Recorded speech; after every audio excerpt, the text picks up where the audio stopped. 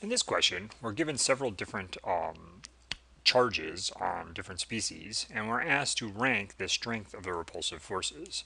Since in all cases these are all positive charges, and like charges repel each other, these are all going to be repulsive forces. But there are basically two factors that we're asked to consider here in terms of repulsive forces. One is the distance between the two charges. So if you look here, these two plus 1 charges are closer together than these two plus 1 charges. And the other thing we're asked to consider is the strength or the amount of positive charge. So here we have a 3 plus and here we have a 1 plus. So we have the charge difference, if you will, and we have the distance that we need to consider. So in this case, what we need to know is the greater the charge, if it's the same charge, the greater the repulsion.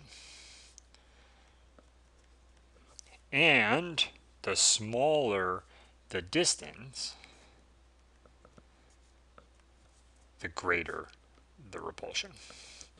So if you put two like charges closer together, the repulsive forces will be greater.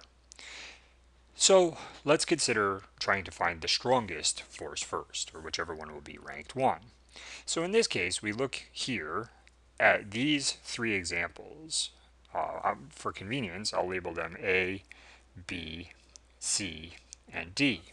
So if we look at A, C, and D, we see that they're equidistant. They're basically two boxes away from each other.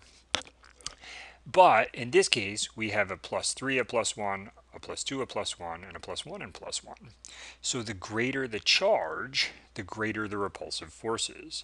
So this will be the strongest, followed by the plus 1 and plus 2 second, followed by plus 1 and plus 1 third. In this case, they both have plus 1. So therefore, since they're further apart than this plus 1 and plus 1, this would be the weakest. Now this would get more confusing if we had a plus 3 and plus 1 further away than a plus 1 and plus 1. However, that level of detail is unlikely to be considered at this point in the course.